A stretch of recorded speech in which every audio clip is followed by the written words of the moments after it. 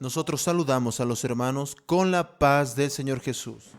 Estamos aquí para transmitir a las iglesias, a todas nuestras iglesias, el asunto relacionado con el momento que nosotros ya evidenciamos y vivimos en el último mes de octubre, llamado el mes de la Reforma Religiosa del siglo XVI, e iremos a transmitir aquí a los hermanos al respecto de unos llamados los 4 principios de la Reforma Religiosa del siglo XVI. Y hoy iremos a hablar sobre el principio del libre examen de las Escrituras, o sea, de la Biblia, de la Palabra de Dios. La Biblia como única regla de fe y práctica. Y este principio es el principio que quedó conocido como solo la Escritura, una expresión en latín, sola Escritura, solamente la Escritura. Esto significa, quiero invitar a los hermanos ahora para estar de pie. Los hermanos pueden estar de pie para leer la palabra de Dios. Y vamos a abrir nuestras Biblias. Vamos a abrir la palabra de Dios en el libro de Juan. Evangelio de Juan en el capítulo 5, versículo 39. Para que los hermanos lean con nosotros. Juan capítulo 5, versículo 39. Leamos. Escudriñad las Escrituras, porque a vosotros os parece que en ellas tenéis la vida eterna, y ellas son las que de las que dan testimonio de mí. Los hermanos pueden tomar asiento. Nosotros terminamos de leer, hermanos, este pasaje de Juan capítulo 5, versículo 39, porque ella está relacionada a este periodo que afirma que solamente este periodo de la historia, que un principio que fue allí colocado en el periodo de la Reforma Religiosa del siglo XVI, para afirmar que solamente la Biblia es la única autoridad para todos los asuntos de fe y práctica. O sea, solamente las Escrituras son el patrón por el cual todas las enseñanzas y doctrinas de la Iglesia deben ser medidas. El principio del libre examen de las Escrituras colocó a la Biblia en la mano del creyente, y fue a partir de allí que la Biblia comenzó a ser pasó a ser impresa y a ser leída como es hasta los días de hoy. En este principio del libre examen de las Escrituras, nosotros vamos ahora a presentar a los hermanos aquello que fue una profecía del Señor Jesús, que Él profetizó a través de una parábola que Él contó en el capítulo 13 de Mateo, que es la parábola del tesoro escondido en un campo. Esta parábola del tesoro escondido de Mateo capítulo 13, ella está en el versículo 44, y ella fue profetizada por el Señor Jesús para marcar este periodo que quedó siendo llamado como el libre examen de las Escrituras. Entonces, la parábola está aquí. La Biblia antes estaba como un tesoro escondido en un campo, y este campo, el campo de la llamada tradición religiosa. Pero el Señor Jesús dice así en la parábola: también, además, el reino de los cielos es semejante a un tesoro escondido en un campo, el cual un hombre halla y lo esconde de nuevo, y gozoso por ello va y vende todo lo que tiene y compra aquel campo. Mateo capítulo 13, versículo 44. Un tesoro escondido en un campo significa un tesoro oculto en un campo. Y este campo era el campo del interés, el interés religioso, el interés político, el interés de una religión dominante que hasta aquel tiempo había sustituido a la Biblia por la tradición religiosa. En verdad, la Biblia en aquella época estaba confinada dentro de ministerios y conventos y no tenía el alcance del pueblo su lectura. La lectura de la Biblia no estaba en las manos del pueblo. Aún la lengua en que la Biblia estaba escrita era el latín, una lengua que no era hablada por todo el pueblo, no era entendida por todo el pueblo. Eran otras lenguas que eran entendidas, principalmente la lengua alemana. Y entonces en este periodo la parábola se cumple allí porque el tesoro estaba escondido, ocultado, sustituido, era por la llamada tradición religiosa. Y al respecto de la tradición religiosa, el Señor Jesús también tiene una palabra que Él usó para dirigir esta palabra a los religiosos de sus días. Y esta palabra que vamos a ver en el siguiente cuadro, es mostrando de qué hablaba el Señor Jesús al respecto de la tradición religiosa, sustituyendo a la Biblia. Él habló esto a los religiosos de sus días. En Mateo, capítulo 15, versículos 6 al 9, el Señor Jesús dice así para los religiosos que habían sustituido la palabra de Dios por la tradición religiosa. Él dice así: ya no han de honrar a su padre o a su madre. Habéis invalidado el mandamiento de Dios por vuestra tradición. Llama a aquel grupo de religiosos de sus días hipócritas. Dijo así: hipócritas. Bien profetizó de vosotros Isaías cuando dijo: este pueblo de labios me honra, mas su corazón está lejos de mí. Pues en vano me honran, enseñando como doctrinas mandamientos de hombres. Entonces, exactamente este cuadro mostrado por el Señor Jesús en Mateo 15, versículos 6 al 9, es que estaba la religión de sus días y que ahora de nuevo viene como la reforma religiosa del siglo XVI. La Biblia estaba así, siendo sustituida por la tradición religiosa. Vean, hermanos, que el cristianismo existente en los días de la reforma religiosa del siglo XVI, la Biblia estaba totalmente sustituida por aquello que se llamaba tradición religiosa. Y en aquellos días quedó establecido que la supremacía es de la Biblia sobre la tradición religiosa. Que marcó las reformas religiosas del siglo XVI con relación a la palabra fue exactamente esto. Porque la Biblia ya tiene supremacía, sí, sobre la tradición religiosa. O sea, ella es superior a la tradición religiosa. ¿Y por qué es superior? Porque ella vino primero. Porque es la palabra de Dios. Ella es desde el inicio de todas las cosas. El Señor Jesús advirtió entonces a los religiosos con esta expresión de Mateo capítulo 15, versículos 6 al 9, que acabamos de leer ahora. Los hermanos ya pudieron ver la expresión. Ahora, ¿en qué lugar estaba escondido el tesoro que fue sustituido por la tradición religiosa? Este lugar en el que el tesoro estaba escondido era el campo del interés de una religión. Vamos a ver nuestro próximo cuadro. El tesoro escondido contra el campo de los intereses religiosos. ¿Dónde estaba el tesoro escondido? Estaba escondido en este campo, el campo del interés religioso. Por eso existían las llamadas universidades de la iglesia. Había una en París, en Francia, otra en Oxford, Inglaterra, dos en Italia, una en Bolonia y otra en Florencia. Y también una en Salamanca, en España. Estas eran las cinco principales escuelas, llamadas universidades de la iglesia. Y estas universidades, los maestros de estas universidades o de estas escuelas, ellos crearon una estructura eclesiástica y política para gobernar al mundo con argumentos. ¿Y los argumentos cuáles fueron? Uno de los argumentos era el uso de la cultura y filosofía que venía de los griegos. Otro argumento era el uso de las filosofías de Sócrates, Platón, Aristóteles, adaptadas por los teólogos, por los maestros de estas escuelas, a los moldes de los intereses de la iglesia. Estas filosofías, naturalmente, enaltecían la trascendencia del hombre. El hombre era superior a todas las cosas. Otro argumento era el miedo de que nada venga a obstruir los deseos de la iglesia. Un cuarto argumento era la fosilización de la cultura. Era confinar a la cultura en los moldes del interés de la iglesia.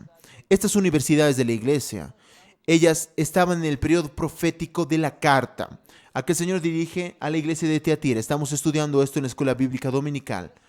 Este periodo fue históricamente representado por el periodo llamado de la Edad Media o llamado periodo medieval.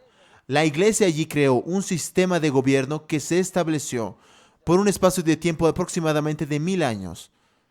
En este periodo, la iglesia imbuye naturalmente sus argumentos para sobrevivir, que eran argumentos de cultura, argumentos de filosofía. De ahí el surgimiento de las llamadas universidades de la iglesia. La idea era universalizar la cultura, el conocimiento, el saber, pero todo dentro de la doctrina o de los moldes doctrinarios de la iglesia.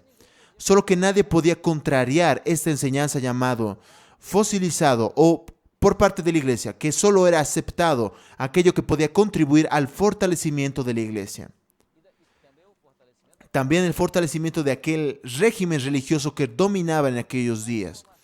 Para información de los hermanos, los pre-reformadores son aquellos que vinieron antes de Lutero, como Wink, Johann, Savonarola, fueron contemporáneos a estas escuelas filosóficas. Ellos enfrentaron estas enseñanzas. Y estas universidades, ellas eran utilizadas para divulgar las enseñanzas de la iglesia, creando élites que predicaban estas enseñanzas, que estableciendo dos clases de personas. De un lado, los entendidos y de otro lado, los indultos. Aquellos que recibían las enseñanzas pensadas por los moldes de la iglesia. Las universidades, ellas llamadas indultos. La Biblia era cerrada al pueblo, pero dentro de los conventos y de las universidades, ella era abierta para los maestros de estas sinagogas. Y cuando entraron al campo científico allí, naturalmente, este tipo de enseñanzas cometió algunos errores, como por ejemplo con relación a Galileo Galilei. Cuando él descubrió en 1632, él afirmó en 1632 que la Tierra era redonda. Él se tuvo que retractar porque contrariaban los intereses teológicos de la iglesia. Y aún hasta hoy, esta estructura religiosa de interés material, de interés meramente religioso, ella como estructura eclesiástica histórica, todo su interés es apartar al hombre de la cultura. Y cuanto más ignorancia hubiera entre el pueblo, más fácil este pueblo iba a ser dominado. Por eso hasta hoy aún existe el desfase en lo social, en la creación de dogmas y muchas cosas comunizantes y asuntos como tierra, casa, paz, cárceles, son cosas propias de quien profesa un régimen religioso así. Ahora es importante saber que hubo una forma como este tesoro fue encontrado, porque el Señor Jesús pronunció y dijo en la palabra. Vamos a ver ahora cómo se dio el hallazgo de este tesoro. Vamos a ver nuestro siguiente cuadro. Y el Señor Jesús afirmó esto aquí. Un hombre encontró y escondió. Nosotros entendemos que esta profecía estaba relacionada a un hombre. Este hombre entendemos que ha sido Martín Lutero. Y este hallazgo se dio el 31 de octubre de 1517 en la elaboración de las llamadas 95 tesis en la Catedral de Wittenberg en Alemania. Vean los hermanos la manera cómo fue este hallazgo, cómo ocurrió. Primero, Lutero, cuando él halló este tesoro, él hizo comentarios de varios libros de la Biblia, el libro de Salmos, Gálatas, Romanos. Allí descubrió la doctrina del justo que vivirá por la fe en la carta a los Romanos. Descubrió la salvación por la gracia en la carta a los Efesios por medio de la fe en Cristo. Y esto sin recursos en las obras, Efesios 2, 8, 9. Con esto él comenzó a contestar los dogmas de la iglesia. Fue cuando en 1517 él pegó en la puerta de la Catedral de Wittenberg las llamadas 95 tesis que derrumbaron toda la estructura del sistema del cristianismo vigente en esa época. Y por esta acción, naturalmente, Lutero sufrió algunas persecuciones. Pasó por algunos tribunales de los cuales él salió victorioso. Pero aún así, él fue excomulgado, excluido de la iglesia, a través de un papa llamado el Papa León X.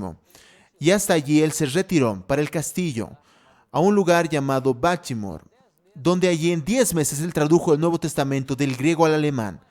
Y más tarde Lutero tradujo toda la Biblia del griego al alemán. Estamos hablando aquí de cómo el tesoro fue descubierto. Naturalmente, cuando él fue pedido cuando le pidieron que se retractara, la manera en que él usó para no retractarse de su decisión fue usando la palabra. Él dijo así: es imposible retractarme, a no ser de que me prueben por el examen de las escrituras que yo estoy elaborando y que yo estoy haciendo erróneamente. Esa expresión él completó diciendo: mi conciencia no está en tribunales, mi conciencia está basada en la palabra de Dios. Es interesante esta expresión porque estamos hablando sobre el libre examen de las Escrituras. Lutero dio una experiencia también, no solo con la palabra, sino con la sangre de Jesús. Fue un sueño que él tuvo, que este sueño él veía que el adversario, él escribía sus pecados en un cuadro y él se dirigía en el sueño a aquel cuadro y apagaba, él borraba este cuadro usando la expresión: la sangre de Jesús, su Hijo, me purifica de todo pecado. Allí estaba la palabra y la sangre de Jesús marcando la victoria de este periodo llamado la Reforma Religiosa del siglo XVI. Experiencia esta, que es citada en Apocalipsis 2, versículo 11, hablando sobre la mayor victoria de la iglesia.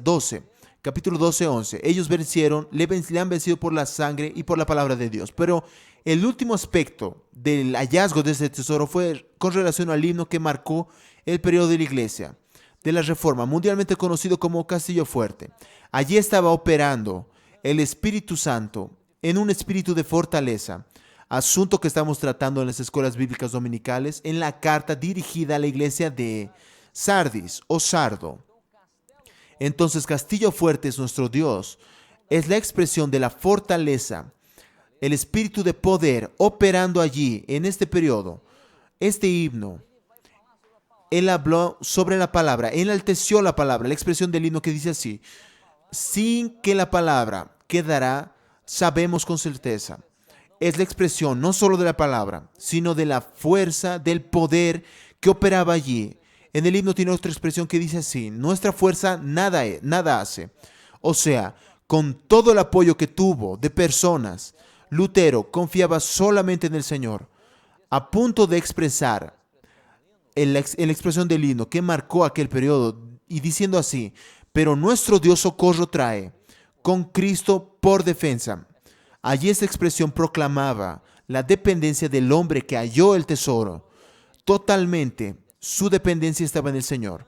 La confianza no estaba en el príncipe que lo secuestró y le dio apoyo, llevándolo a una fortaleza, pero estaba en el Señor Jesús como príncipe de los reyes de la tierra. Y finalizando, hermanos, la palabra que estamos hablando del libre examen de las Escrituras, la palabra allí en el periodo de las reformas religiosas del siglo XVI va a ser un marco del periodo histórico profético de la iglesia. Y esta palabra hace parte de una promesa que el Señor Jesús ya había hecho cuando mandó a Juan escribir la carta a Pérgamo en el capítulo 2, versículo 16 de Apocalipsis. La expresión del Señor Jesús dice así: yo vendré contra ellos y pelearé contra ellos con la espada de mi boca. Es la palabra ahora que estaba siendo traducida. Y la gran lucha que era trabada allí públicamente por Lutero, cuando él expone allí la palabra en esas 95 tesis, inició el gran movimiento de la reforma del siglo XVI. Ahora, el tesoro ahora estaba descubierto. Naturalmente ya existía, pero estaba en el campo del interés humano, de la religión, y por eso él estaba oculto.